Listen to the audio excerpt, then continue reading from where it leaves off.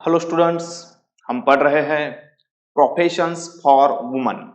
जैसे कि आपको पता है ये एक स्पीच है और इसमें फर्स्ट पॉइंट हमने कवर किया था cheap desire of the novelist. Okay, अब सेकंड पॉइंट हम स्टार्ट करेंगे। सेकंड पॉइंट का नाम है overcoming the angel in the house, यानी कि ओवरकम करना, यानी किसी बात के ऊपर, किसी सिचुएशन के ऊपर जीत हासिल करना, विन, उसे कहा जाता है ओवरकम। प्रॉब्लम को सॉल्व करना, overcoming the angel in the house. अब सेकेंड टर्म हमें पढ़ना है angel in the house. Angel in the house क्या होता है, तो मैं आपको समझाता हूं। एंजल इन द हाउस एक कॉन्सेप्ट है, एक सोच है, यानी कि पुरुष प्रधान समाज में एक लेडीज, एक स्त्री, एक आदर्श स्त्री की जो छवि होती है, जो इमेज होती है, उसे कहा गया है angel in the house. Right, ये एक विचार है, यानी कि एक स्त्री के मन में एक छवि है कि यह समाज उसे किस रूप में देखना चाहता है, यह समाज स्त्री को किस रूप में देखना चाहता है, इसे कहा गया है angel in the house. Right, actually बात क्या है, यह एंजल इन द हाउस का जो कॉन्सेप्ट है, ये वर्जीनिया वुल्फ के माइंड में कैसे आया, तो समझते हैं। वर्जीनिया वुल्फ को एज अ राइटर जो फर्स्ट काम मिला वो था एक नोवेल को रिव्यू करना। रिव्यू करने का मतलब अपने ओपिनियन उसके बारे में देना। सो वर्जीनिया वुल्फ को जब नोवेल को रिव्यू करना था तो वो नोवेल लिखी गई थी एक मैन के द्वारा, एक पुरुष के द्वारा। अब समाज पुरुष प्रधान है और पुरुष के द्वारा लिखी गई किसी नोवेल को रिव्यू करना, यानी उसके बारे में अपना ओपिनियन देना, उस समय नैरेटर के मन में यह आया कि ये नोवेल तो पुरुष ने लिखी है, सो उसे लिखते समय कुछ बातों का ध्यान रखना होगा। और ये जो सोच उसके माइंड में आती है उसी को नाम दिया गया है एंजल इन द हाउस। सो आइए स्टूडेंट्स स्टार्ट करते हैं एंजल इन द हाउस की शॉर्ट नोट डिटेल में। सो सबसे पहले मैं आपको इसका परिचय दे दूं, जो मैं ऑलरेडी आपको दे चुका हूं। क्या कि सर ये जो स्पीच है ये वर्जीनिया वुल्फ ने दी है। ये स्पीच उन्होंने कहा दी थी, professions for woman was given to the women service league, यानी ये स्पीच कहा दी थी, वुमेन सर्विस लीग नाम की ऑर्गेनाइजेशन में, इंस्टीट्यूट में उन्होंने दी थी। कब? इन 1931। Right, it was also included, ये जो स्पीच है इसको इंक्लूड किया गया किसमें? Death of a moth. Death of a moth ये वर्जीनिया वुल्फ का एक आर्टिकल है। Article in the sense writer होते हैं, उनके आर्टिकल्स होते हैं। तो इस स्पीच को डेथ ऑफ मोथ नाम के आर्टिकल में भी इंक्लूड किया गया है, एंड अदर एसेज, और दूसरे जो वर्जीनिया वुल्फ के एसेज हैं उसमें भी इस स्पीच को इंक्लूड किया गया है इन 1942।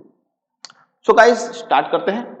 इन professions for women, professions for women ये जो स्पीच उन्होंने दिया उसके अंदर द राइटर रियलाइज, राइटर को ये रियलाइज हुआ, यू नो, रियलाइज होना, एहसास होना, that before she can accept herself as a professional woman. क्या?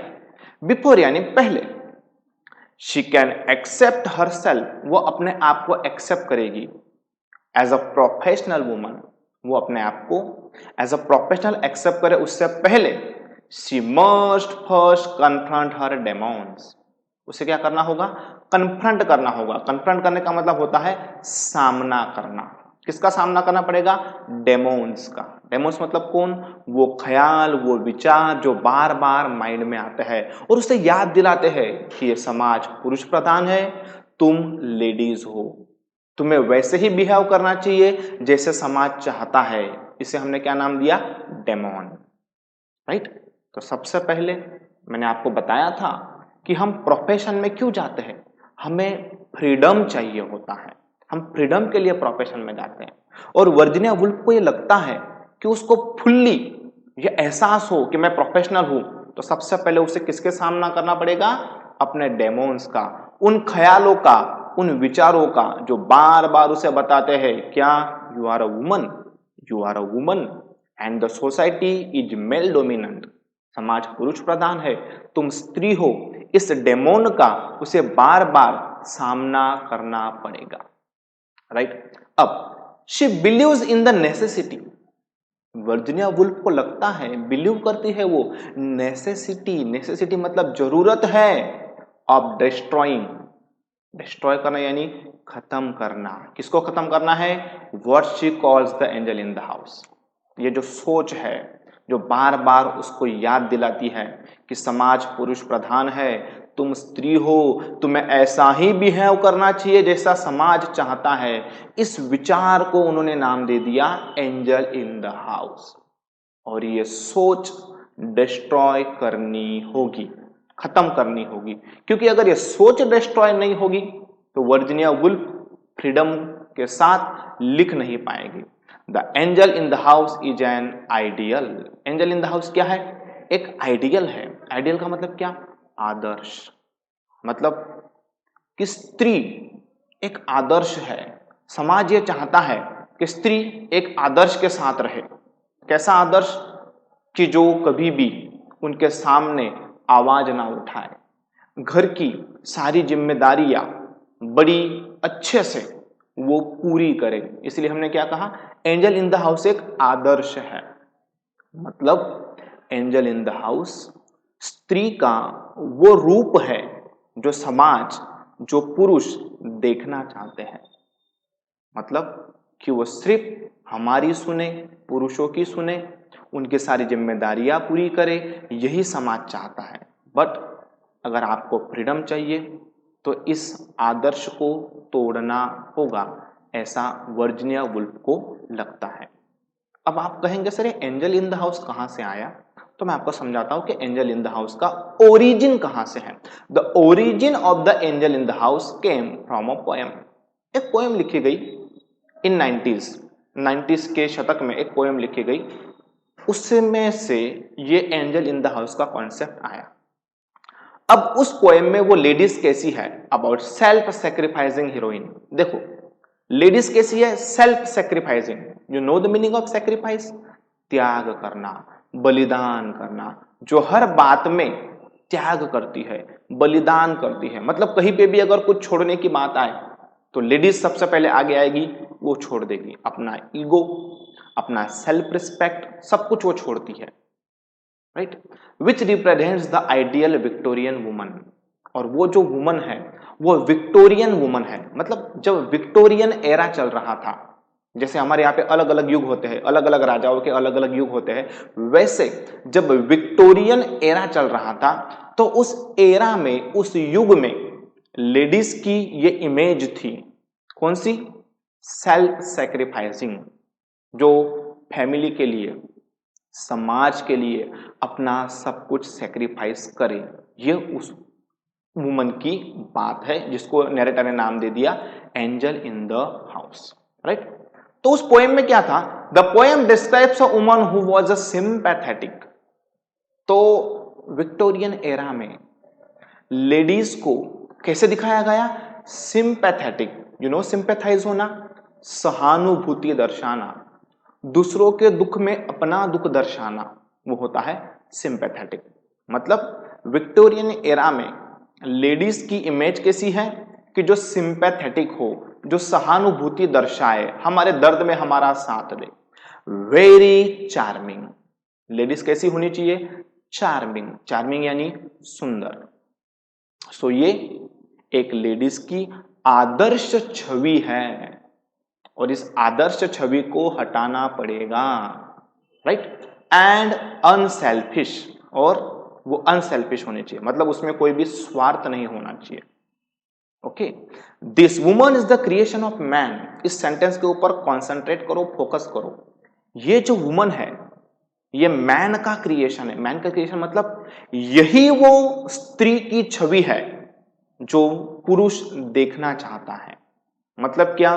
तुम हमारी सुनो, हमारे लिए त्याग करो, अपना जो स्वार्थ है उसको छोड़ दो, हमारे दुख में सहभागी बनो। यही वो वुमन की इमेज है जो पुरुष प्रधान समाज देखना चाहता है। और इसी छवि को नाम दिया गया है एंजल इन द हाउस। घर में अगर लेडीज ऐसे रहेगी तो वो एंजल है। एंजल पता है ना, देवदूत है, राइट? ऐसे। सो इन अदर वर्ड्स, अगर सिंपल भाषा में कहना हो तो क्या? She did not have a mind. क्या नहीं होना चाहिए? उसका खुद का माइंड नहीं होना चाहिए। मतलब वो हमेशा किसके माइंड से चलेगी? पुरुषों के माइंड से, दूसरों की एक्सपेक्टेशन पे चलेगी, उसका खुद का माइंड नहीं है, राइट? और विश ऑफ हर ओन, उसकी खुद की कोई इच्छा भी नहीं है। मतलब वो हमेशा किसके लिए जिएगी? दूसरों के लिए जिएगी, दूसरों के बिहाफ में जिएगी।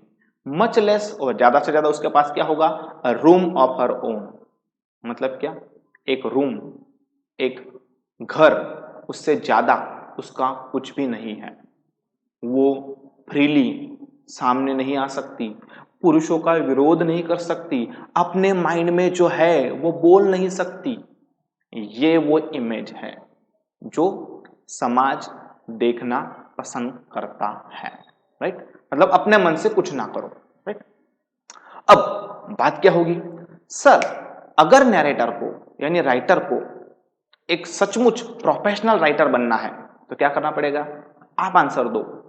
एंजल इन द हाउस, स्त्री की आदर्श छवि, इसको कंटिन्यू करना पड़ेगा या उसको हटाना पड़ेगा?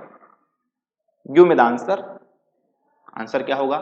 सर, इस छवि को हटाना पड़ेगा। और इसीलिए हम क्या पढ़ेंगे? द ओनली वे, सिर्फ एक ही रास्ता है फॉर द राइटर, राइटर के लिए, यानी किसके लिए? वर्जीनिया वुल्फ के लिए, to be able to write honestly. अगर वो राइटर है, उसको ऑनेस्टली लिखना है about novels written by man. अगर किसी नोवेल को किसी मैन ने लिखा है, उसके रिव्यू देने हैं, तो उसके लिए एक ही रास्ता है, was to kill the angel in the house. आप इस बात के साथ एग्री होंगे कि सर, जब तक हम वो परंपरागत लेडीज की छवि है उस सोच में हम जब तक रहेंगे, राइटर कभी भी ऑनेस्टली लिख नहीं पाएगी। और अगर उसको ऑनेस्टली लिखना है तो उसको एंजल इन द हाउस को किल करना पड़ेगा। मतलब ये ट्रेडिशनल सोच में से बाहर आना पड़ेगा। ट्रेडिशनल सोच ने उसको एक रूम तक मर्यादित किया था, एक घर तक मर्यादित किया था। अब ऐसा नहीं चलेगा, इस एंजल को किल करना ही पड़ेगा, राइट? ये वो एंजल है, ये वो सोच है जो बार बार उसके माइंड में आती है। बट इस एंजल को मारना जरूरी है, मतलब इस सोच में से बाहर आना जरूरी है। बात समझ में आई आपको? क्या मारना मतलब कोई फिजिकली मारना नहीं है। ये जो सोच है जो लेडीज को एक बंधन में रखती है, इस सोच में से बाहर आना मतलब killing the angel in the house. अब नैरेटर इस एंजल को किल क्यों करना चाहती है? The writer wants to get right. Get right यानी किसी समस्या से छुटकारा पाना। तो राइटर जो है समस्या से छुटकारा पाना चाहती है। कौन सी समस्या? This submissive image of a woman. Submissive image of a woman मतलब क्या? स्त्री की इमेज सबमिसिव है, वो हर बात में सबमिट हो जाती है, वो विनम्र है, वो सुन लेती है। तो ये जो विनम्र, सुनने वाली, आज्ञाधारी इमेज है, इसमें से बाहर आना पड़ेगा। और ये इमेज कैसी है? हु नेवर डिस्प्यूट, जो कभी भी डिस्प्यूट नहीं करती, झगड़ा नहीं करती है, कभी भी विवाद नहीं करती है, एनीथिंग, किसी भी मामले में, and goes along with everything, हर चीज के साथ में हो जाती है, सही या गलत उसको पता नहीं है। सो इस इमेज में से नैरेटर को बाहर आना है। इस इमेज में से वो बाहर आएगी तभी वो सच लिख पाएगी, ऑनेस्टली लिख पाएगी। अब होता क्या है नैरेटर के साथ में?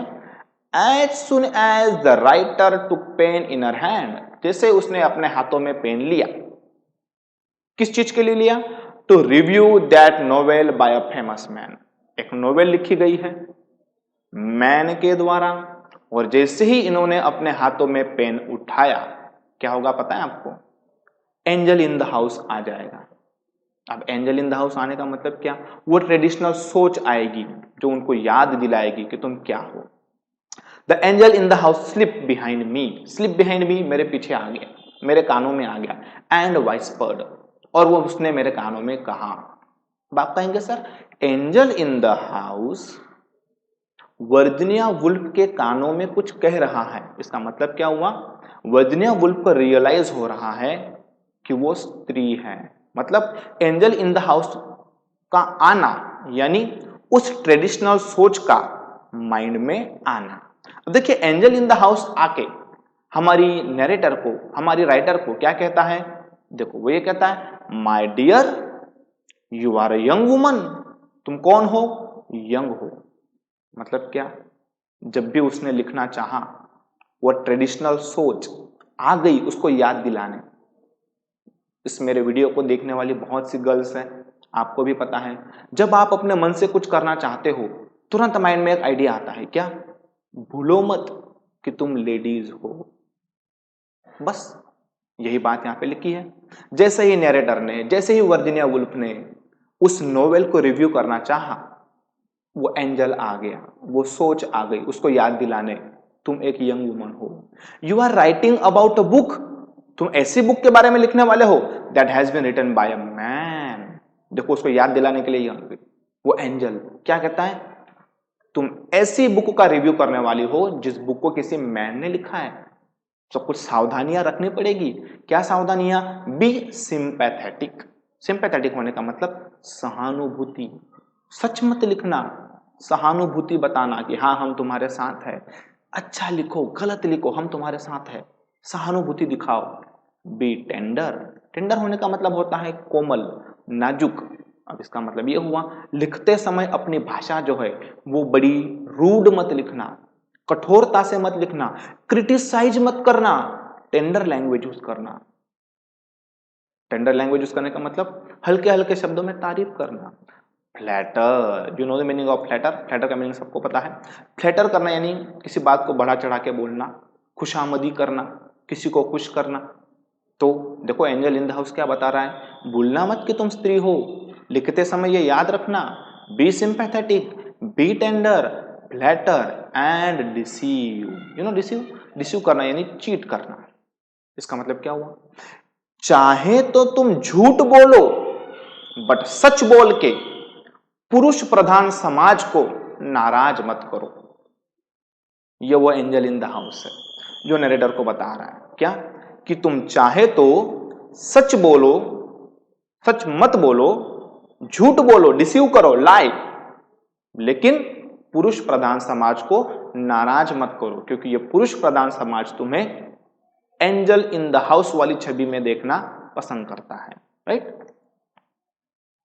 यहां तक एंजल की बातें खत्म नहीं हुई, अभी भी उसका चल रहा है, क्या, use all the arts and wiles of our gender. आप लेडीज हो तो आपके पास आर्ट्स एंड वाइल्स है। आर्ट्स एंड वाइल्स से मतलब क्या, आपके पास कला है जेंट्स को अट्रैक्ट करने की, उसको यूज करो, बट ऐसा कुछ भी ना करो कि जिससे उनका ईगो हर्ट हो जाए। नेवर लेट एनीबडी गेस, कभी भी किसी को यह पता नहीं चलना चाहिए, क्या, you have a mind of your own. देखो ये एंजल इन द हाउस मतलब क्या, रुकावट। क्या चाहता है ये, कभी भी किसी को यह पता ना चले कि तुम्हारे पास खुद का एक माइंड है, मतलब तुम अपने मन से लिख रहे हो, इनको पता मत चलने दो, सिर्फ ऐसा ही लिखो जो इनको अच्छा लगता है। यही तो रीजन है इस एंजल इन द हाउस को मारना पड़ेगा। अबो ऑल, और इन सबसे ज्यादा बी प्योर। नो तो बी प्योर होने का मतलब आपका कैरेक्टर अच्छा रखो, आपके कैरेक्टर के ऊपर उंगली उठाने का किसी को मौका मत दो। That's the thing expected from a woman, right. So अब सोचो आप, अभी तक जो हमने देखा वो कौन था, एंजल इन द हाउस, स्त्री की आदर्श छवि। इस छवि को खत्म करना होगा, इसीलिए तो हमने लिखा है killing the angel in the house was a part of the occupation. ये जो एंजल इन द हाउस है ना, इसको मारना ही पड़ेगा। क्यों, क्योंकि हमारी जो राइटर है वो कौन है, एक लेडीज है, और लेडीज जब तक इस सोच में से बाहर नहीं आएगी, इस आदर्श छवि में से बाहर नहीं आएगी, तब तक वो ऑनेस्टली ट्रूली लिख नहीं सकती, और यही वर्जीनिया वुल्फ को लगता है कि एंजल इन द हाउस को किल करना उसके ऑक्यूपेशन के लिए, उसके प्रोफेशन के लिए जरूरी है, उसका एक हिस्सा है, उसका एक पार्ट है, right. Including the angel in the house is appropriate. अपने स्पीच में वर्जीनिया वुल्फ ने एंजल इन द हाउस को इंक्लूड किया, ये बिल्कुल सही है। क्यों? क्योंकि वो एंजल इन द हाउस के साथ नहीं जाना चाहती है, वो उसको मारने की बात कर रही है। वर्जीनिया वुल्फ ने एंजल इन द हाउस यानी स्त्री की आदर्श जो छवि है, उस छवि का समर्थन नहीं किया, उसको मारने की बात कही है, right. Because she talks about killing this Phantom, इस फैंटम को मारना चाहती है। इस फैंटम को मारने का मतलब क्या? विच मींट शी वॉज फ्री। अगर ये सोच चली गई तो क्या होगा? नैरेटर, हमारी राइटर फ्री हो जाएगी टू एक्सप्रेस हरसेल्फ। एक्सप्रेस करना यानी व्यक्त करना, लिखना, उसको जो लिखना है उसको लिखने के लिए वो फ्री हो जाएगी, राइट। सो इसका मतलब ये हुआ कि जब तक ये एंजल इन द हाउस मरेगा नहीं, नैरेटर अपने फ्री माइंड से नहीं लिख पाएगी। इसको लिखने के लिए इस एंजल को मारना पड़ेगा। अब होता क्या है? She constantly kills the Phantom. वो बार बार इस एंजल इन द हाउस को मारती है, मतलब इस विचार को अपने माइंड से हटाती है। But it always manages to find a way back. But वो एक विचार है, बार बार वो विचार कहीं ना कहीं से फिर से आ ही जाता है, राइट। क्योंकि ये जो एंजल इन द हाउस है, ये क्या है? एक विचार है, ट्रेडिशनल छवि है। और ये छवि, ये विचार, ये सोच हर बार नरेटर ट्राई करती है अपने माइंड से निकालने की, लेकिन वो ऑलवेज कहीं ना कहीं से अपना रास्ता फाइंड कर ही लेता है। मतलब कहीं ना कहीं लेडीज को ये एहसास हो ही जाता है कि वो लेडी है, उसको भूलना नहीं होता है कि वो लेडी है, राइट।